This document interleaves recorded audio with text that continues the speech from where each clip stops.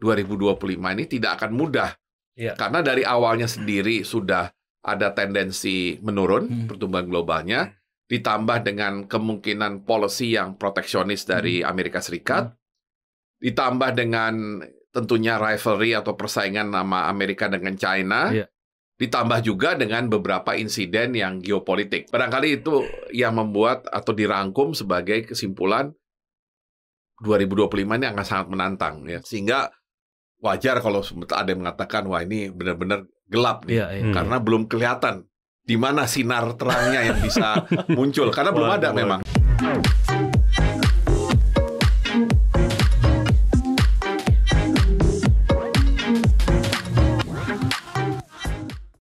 Halo Sobat Cuan, kembali lagi di podcast Cuap-Cuap Cuan.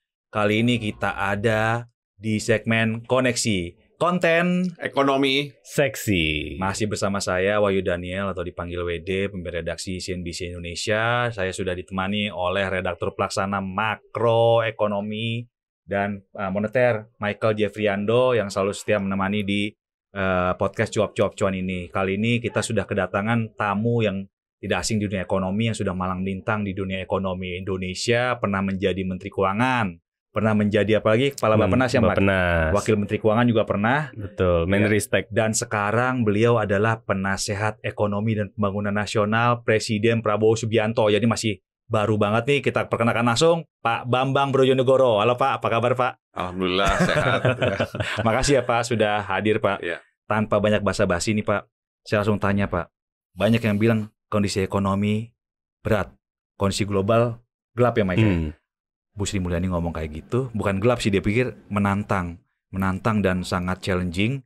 Demikian juga Pak Prabowo ya, Pak Prabowo bilang perang di mana-mana dan ini bisa meletus kapan saja, kita harus berada di posisi yang benar. Dan Pak SBY, Susilo Bambang Yudhoyono, waktu acara CNBC Award 2024 bilang kondisi global yang makanya khususnya karena Trump dan Suriah itu rumit dan ruwet dan sulit. Nah, menurut Pak Bambang gimana sih Pak tantangan ekonomi kita ke depan Pak? Ya, kebetulan waktu di bulan Oktober ya, di tengah acara World Bank IMF Annual Meeting, Chief Economist-nya World Bank dan juga dari pihak IMF menegaskan kepada semua peserta ya, pesertanya kan kebanyakan adalah Menteri Keuangan dari berbagai negara, bahwa yang mereka anggap sudah pasti global ekonomi itu akan down, ya. Bahasa singkatnya itu. Artinya tadi Anda bicara mengenai gelap, berarti dari sisi global sendiri mereka melihat ekonomi global ini istilahnya belum punya prospek untuk tumbuh lebih tinggi daripada sebelumnya, ya. Kalau kita melihat level global growth sekarang yang di sekitar 3%, ya mereka mengatakan ya paling banter hanya di sekitar 3% itu. Bahkan mereka khawatir bisa di bawah 3%, ya. Dan tentunya ketika ekonomi itu cuma 3% tumbuhnya, ya artinya kita tidak bisa berharap banyak dari pertumbuhan ekonomi di negara-negara yang disebut sebagai emerging, ya. Kenapa? Karena boleh dikatakan yang mendorong pertumbuhan ekonomi global adalah emerging market and developing economy, ya. Karena negara maju itu tumbuhnya di bawah 2%, ya. Setelah emerging market ini yang tumbuhnya mendekati 5%. Sehingga kalau dibuat rata-rata ya 3% itu sebagai pertumbuhan global, ya. Dan ditambah, itu kan kejadiannya Oktober sebelum pemilihan Presiden Amerika kan. Begitu ada pemilihan Presiden Amerika dan Donald Trump menang, dan bahkan sejak hari-hari awal sudah menekankan bagaimana kira-kira strategi ekonomi yang akan dikedepankan. Ya, yang sifatnya proteksionis, ya, kemudian tidak segan-segan untuk, bahkan mungkin kalau Amerika dengan China itu sesuatu hal yang wajar, ya, karena dari dulu tuh Amerika ingin selalu punya rival, ya, dia perlu punya rival, barangkali untuk motivasi mereka sendiri, tapi kadang-kadang dampak dari mereka menciptakan rival itu agak merepotkan dunia, gitu ya. Tapi barangkali yang dalam tanda petik kalau bahasa gaulnya misalnya raja teganya itu adalah ketika dia secara tanpa alasan yang clear ingin menerapkan tarif yang tinggi untuk Kanada dan Meksiko. Ya. Padahal kalau kita ingat spirit dari free trade atau globalisasi di masa lalu adalah dimulai dari North American Free Trade agreement ya yang melibatkan Amerika Serikat, Meksiko dan Kanada ya. Dan itu berjalan lancar dan memang harus diakui Meksiko mendapatkan manfaat yang cukup besar.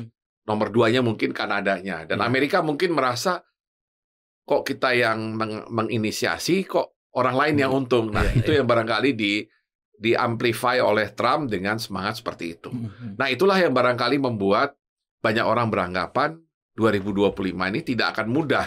Karena dari awalnya sendiri sudah ada tendensi menurun pertumbuhan globalnya, ditambah dengan kemungkinan policy yang proteksionis dari Amerika Serikat, ditambah dengan tentunya rivalry atau persaingan nama Amerika dengan China, ditambah juga dengan beberapa insiden yang geopolitik, ya artinya Rusia, Ukraine masih terus, ya mungkin Suriah, ya mudah-mudahan setelah selesai keributan di dalam negeri, mereka sudah mulai menemukan stability sehingga tidak menjadi isu. Israel dengan Hamas juga masih continuing dia belum benar-benar selesai. Jadi barangkali itu yang membuat atau dirangkum sebagai kesimpulan 2025 ini akan sangat menantang ya. Sehingga wajar kalau ada yang mengatakan wah ini benar-benar gelap nih karena belum kelihatan di mana sinar terangnya yang bisa muncul karena belum ada memang. Betul. Karena ini sebenarnya kan Trump aja belum memimpin tapi udah bikin goyang di dunia gitu. Dan tadi Bapak Bambang sempat bilang kalau pertumbuhan ekonomi itu down. Nah, mungkin ada sedikit bayangan Pak. Kalaupun down itu bakal sejauh apa down, kayak gitu. gimana nih? Down itu ngeri ya berarti. Iya. Down itu sebenarnya kalau saya dengarkan waktu di Washington itu, pertama yang mereka tegaskan adalah sangat sulit untuk di atas yang sebelumnya. Maksudnya kalau nggak salah 3,1 atau 3,2%, maka akan sulit ya di atas 3,2 gitu. Dan ada kemungkinan kalau kemudian diperburuk oleh hal-hal lain, ini bisa di bawah 3%. Ya. Padahal kita kan belum lama pulih dari COVID, maksudnya ekonomi secara global. Jadi sebenarnya kita masih butuh waktu ya untuk benar-benar merecover ekonomi. Tapi tahu-tahu 2024 ini bahkan sebenarnya sejak 2022, jadi sejak pulihnya COVID, boleh dikatakan pulihnya menjadi tidak 100%. Ya, karena ketika pertumbuhan ekonominya mulai naik, tahu-tahu inflasinya juga naik, terutama di negara maju, memicu tingkat bunga tinggi. Tingkat bunga tinggi akhirnya agak melemahkan pertumbuhan ekonomi, baik di negara-negara yang mengalami tingkat bunga tinggi itu maupun negara-negara yang menjadi partner dagang atau investasi dari negara-negara maju tersebut. Ya, sehingga akhirnya kan dampaknya global. Gitu. Buat Indonesia gimana Pak? Kalau kondisi globalnya udah gelap gini, Indonesia gimana Pak? Ya, kalau kita lihat, ya dalam tanda petik ya, kalau kita melihat apa keuntungan Indonesia dalam kondisi ekonomi dunia yang sangat bisa berubah gitu ya. Nah, di Indonesia, orang mengatakan ekonomi kita sangat didominasi oleh konsumsi rumah tangga. Ya, peran dari misalnya ekspor itu relatif kecil, ya mungkin 20%-an lah ya. Konsumsi yang besar di atas 50%. Nah, orang mengatakan wah berarti ekonomi kita tuh sangat bergantung pada domestik, kurang kompetitif secara internasional. Kalau kondisi global itu normal, mungkin statement itu benar. Artinya kita berarti tidak bisa memanfaatkan kesempatan ketika ekonomi dunia lagi bagus, kita tidak bisa mempercepat pertumbuhan ekonomi karena kekuatan kita di domestik, bukan di internasional gitu kan.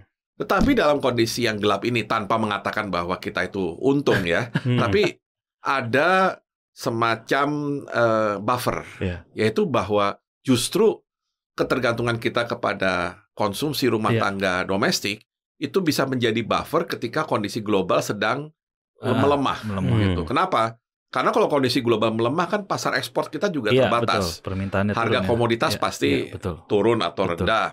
Yang kedua, tujuan ekspor kita juga tidak kuat, tidak sekuat sebelumnya daya belinya. Ditambah kalau pasarnya makin terbatas, padahal suppliernya atau produsernya masih sama, kan berarti perebutannya makin sengit dan harga ekspor bisa turun gitu kan. Jadi otomatis itu malah menguntungkan kita. Jadi yang ingin saya tekankan adalah stabilitas yang selalu dikedepankan dalam manajemen ekonomi Indonesia itu sangat membantu ketika kita mengalami potensi ekonomi gelap tadi yang Anda katakan. Tapi masalahnya Pak, kalau tadi konsumsi Kita kan tahu sekarang orang semua bilang daya beli melemah. Meskipun pemerintah bilangnya daya beli masih itu makanya masih kuat, masih stabil, konsumsi masih stabil. Mungkin PR-nya kan PHK di mana-mana ya Pak. Banyak pabrik tutup gitu ya Pak. Itu juga melemahkan. Bahkan kemarin juga kita ngobrol sama beberapa pejabat. Sekarang tenaga kerja kita banyak kan didominasi oleh sektor informal ya Pak. Balik ke informal gitu Pak. Mereka nggak tahu deh informal itu macam-macam. Nah, PR-nya berarti kita harus memperkuat daya beli gitu Pak ya. Dan caranya gimana sih Pak Bambang mungkin bisa jelasin Pak. Pertama kita definisikan dulu daya beli ya. Daya beli itu yang pasti kan merupakan hasil dari berapa income yang kita dapatkan, dikeluarkan biaya-biaya dasar yang diperlukan. Ya, disitulah kita dapat daya beli. Ya, kenapa definisinya seperti itu? Karena ya sumber income kita ya berasal dari gaji misalkan atau dari upah atau dari kita berbisnis. Kemudian ada biaya yang mau tidak mau harus kita keluarkan. Biaya dasar itu ya yang paling simpel untuk air minum, untuk perumahan, untuk listrik misalkan ya. Dan tentunya untuk kebutuhan pokok, pangan gitu kan. Nah itu kan tidak terhindarkan harus kita keluarkan. Sehingga kalau kita menghitung daya beli, ya kita lihat dari selisihnya ini. Ini yang sering saya sebut sebagai real income. Real income inilah yang harusnya kita hitung untuk melihat apakah daya belinya naik atau turun. Nah, kalau kita lihat data Susenas, ya, ada sesuatu yang barangkali agak luput dari perhatian kita ketika COVID dinyatakan sudah selesai di 2022. Kenapa mungkin agak luput? Karena ketika tahun 2022 itu pembahasan kita lebih banyak kepada apakah pertumbuhan ekonomi kita sudah kembali ke sebelum COVID. Tracknya itu kan kita harus akui ya rata-rata 5%. Jadi ketika pertumbuhan ekonomi sudah 5% atau bahkan lebih, kita beranggapan mayoritas bahwa ekonomi Indonesia sudah pulih. Toh pertumbuhannya sudah 5% atau lebih gitu ya. Ketika pertumbuhan masih 3%, orang mengatakan ya kita belum pulih nih dari COVID. Tapi ketika sudah 5%, itu sudah pulih. Kemudian apalagi? Kemiskinan misalkan ya. Jadi waktu COVID itu kemiskinan kita, kemiskinan yang jumlah orang yang hidup di bawah garis kemiskinan itu kan sempat menyentuh single digit 2019 ya sebagai salah satu pencapaian lah ya karena turun terus single digit 9,7 misalnya. Nah, tapi kemudian selama COVID karena memang pasti banyak orang yang menderita atau putus kerja atau segala macam, akhirnya sempat naik kembali di atas 10%. Nah, ketika 2022 dan seterusnya sampai sekarang, kita melihat sekarang bahkan angka kemiskinan sudah mendekati 9%. Jadi udah 9, sekian, udah lebih ke 9 daripada ke 10. Jadi artinya kan kalau kita lihat dari segi konsumsi, dari segi kemiskinan, dari pertumbuhan, kelihatannya baik-baik saja. Nah, jadi wajar saja kalau ada yang beranggapan seperti itu.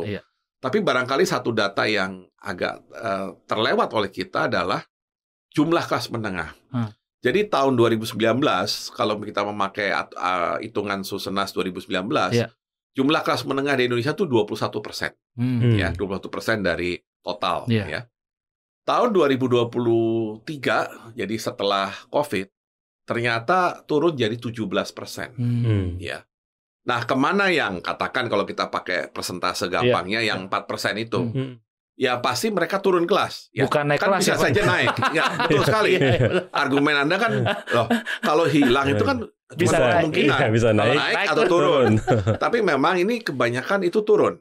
Ya, turunnya ada yang kelas namanya aspiring middle class, dan mungkin dari aspiring middle class juga ada yang turun ke near poor. Ya, hampir miskin. Hampir miskin. Kalau aspiring itu apa? Aspiring itu calon kelas menengah lah, gampangnya. Dia belum kelas menengah, tapi dia juga tidak bisa dibilang miskin, gitu. Ini biasanya kelas, ya artinya kelas aspiring dan near poor ini adalah kelas yang kadang-kadang dalam tanda petik dianggap tanggung. Tanggung dalam pengertian secara income sebenarnya mereka belum sepenuhnya mandiri, ya. Tapi secara bantuan dari pemerintah atau sebagai target sasaran dari bantuan, mereka kadang-kadang tidak masuk dalam radar, ya. Karena ya pasti fokus kepada yang miskin dulu dan mungkin paling jauh sampai near poor, ya.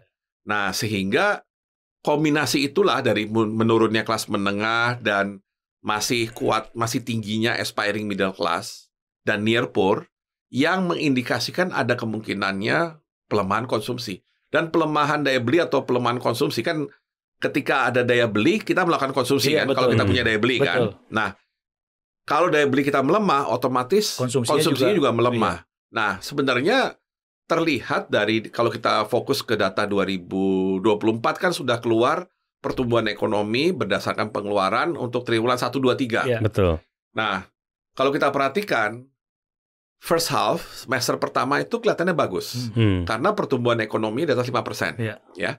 5,11 triwulan 1, 5,07 kalau nggak salah triwulan 2. Dan itu pasti didukung oleh pertumbuhan konsumsi yang di seputaran 5% tadi.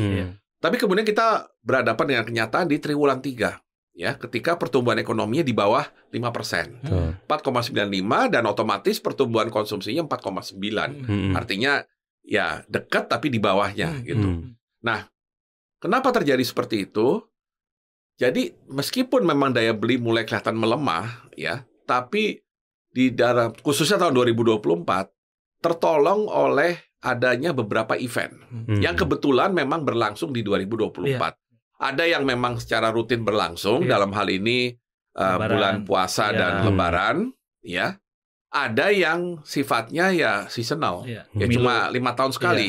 Namanya pemilu, pemilu dan Lebaran Ramadan inilah yang ikut mendongkrak pertumbuhan ekonomi bisa di atas 5% di pertengahan awal di 2024. Nah, karena di triwulan 3 tidak ada apa-apa. Tidak ada pemilihan, ya kan pilkada tuh hitungannya baru triwulan 4 ya. Betul.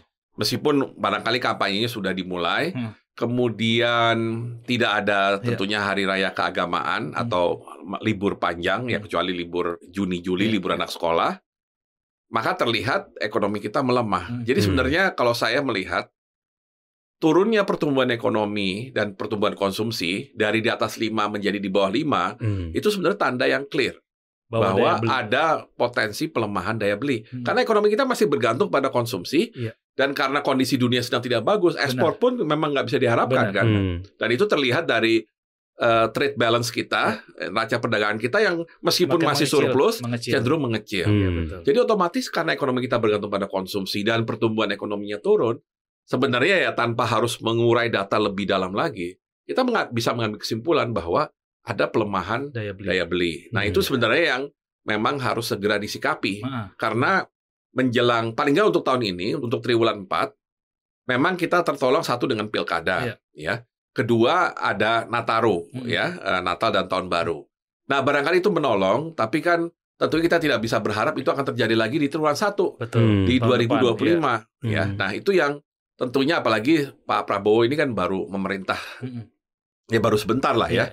Jadi tentunya beliau tidak ingin di triwulan 1 yang barangkali sepenuhnya sudah tanggung jawab beliau itu ada pertumbuhan ekonomi yang ya kurang menggembirakan ya karena memang tidak ada event. Mungkin Maret tertolong oleh inilah ya. Maret ada Ramadan. Maret ada Ramadan. Ya barangkali itu menolong. Tapi maksud saya peralihan dari triwulan 4 ke triwulan 1 ini akan challenging karena sebenarnya daya beli melemah itu sudah terdeteksi. Gitu. Jadi poinnya di situ bahwa kita harus hati-hati dengan pelemahan atau apa ya istilahnya pelemahan pertumbuhan. Yang intinya pasti pelemahan pertumbuhan konsumsi. Gitu.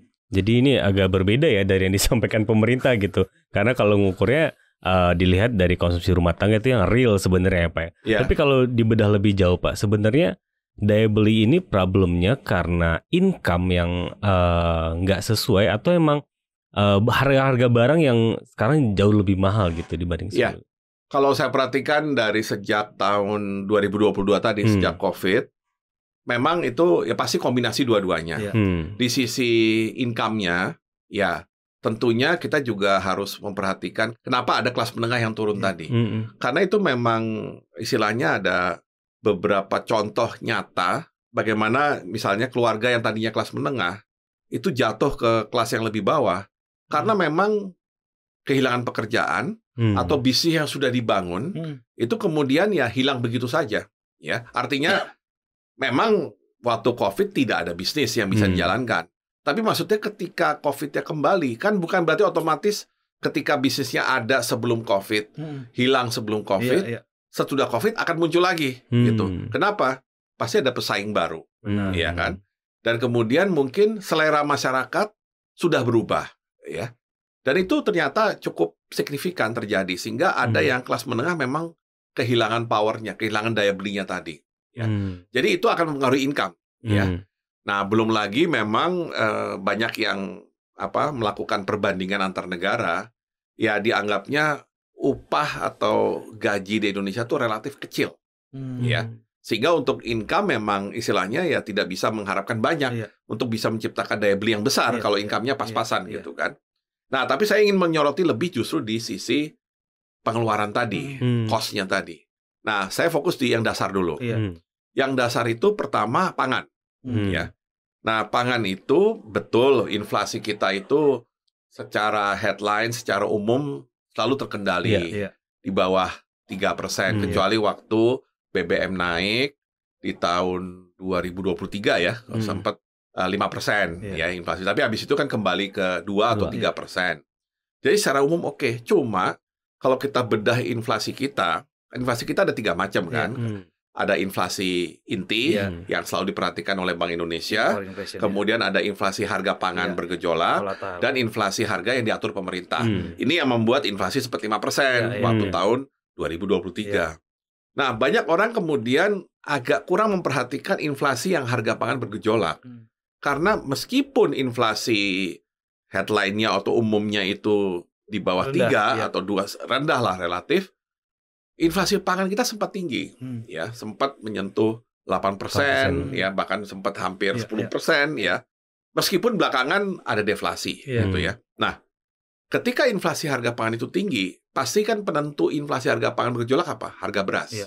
Jadi harga beras memang sempat naik dan kemudian ya kita harus mengikuti teori teori yang namanya sticky price. Jadi artinya sekali harga itu naik, itu susah turun. Ya.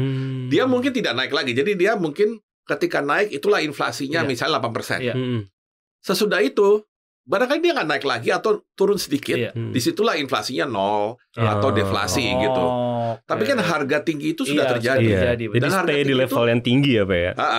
Berlaku sampai sekarang. Artinya berlaku, dan itu yang menjadi bagian dari perhitungan rumah tangga ketika melakukan belanja pangan. Ya. Jadi ada satu faktor, harga pangan kita juga tidak bisa dibilang murah. Ya. Meskipun pemerintah waktu itu mencoba misalnya melakukan import ya untuk bisa menetralkan harga, tapi ya harga sudah keburu sempat naik. Ya. Kemudian jangan lupa juga tadi yang inflasi tinggi di negara maju itu terjadi 2022, right setelah COVID gitu ya. Artinya apa? Kebijakan tingkat bunga tinggi sudah mulai berlangsung sejak 2022. Implikasinya ke kita, rupiah sudah melemah sebenarnya sejak 2022. Jadi praktis banyak barang-barang yang kita beli yang masih mengandung konten impor atau barang impor sendiri, itu harganya naik. Ya.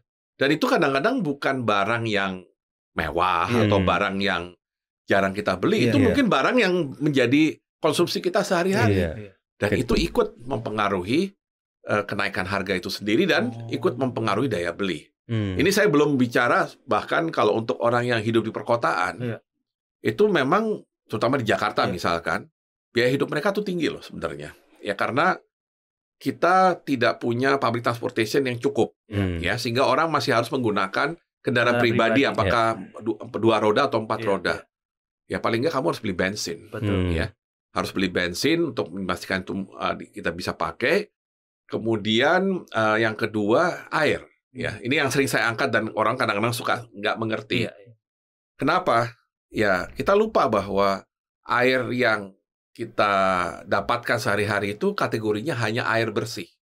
Ya, baik itu dari sumur maupun dari pipa PDAM. Nah, artinya apa? Kita nggak bisa langsung minum kan? Dan mungkin orang makin lama makin nggak berani justru. Hanya sekedar merebus dan meminumnya gitu. Akhirnya terpaksa kita beli air dalam galon atau air dalam botol. Ya. Yang harganya ya mungkin kelihatannya murah, tapi kan kita belinya sering. Ya, dalam volume yang lumayan. Jadi itu terpaksa menjadi suatu biaya yang nggak bisa kita hindari gitu. Dan itu pasti kan ikut mengurangi daya beli. Belum lagi rumah, ya, dengan sewa rumah yang katakan ini bukan orang yang sudah punya rumah, orang yang menyewa rumah atau menyewa kamar, terutama di kota-kota besar, itu juga mengeluarkan biaya yang tinggi. Gitu. Mahal ya. Dan itulah yang kalau saya kombinasikan, ya tidak mengherankan kalau ada yang mengeluh daya beli kita turun. Karena tadi income-nya nggak bisa bergerak banyak, biayanya nggak bisa dihindari, ya, sehingga ruang untuk daya belinya itu menjadi tipis, gitu. Dan kemudian kalau ada tadi gejolak rupiah, kemudian ada inflasi, ya makin tipis saja gitu loh. Bahkan takutnya hilang daya beli. Sejujurnya memang saya pribadi pernah mendapatkan usulan itu dari dunia usaha di tahun 2015. Itu waktu Pak Bambang waktu saya Menteri Keuangan 2015 sudah muncul wacana itu.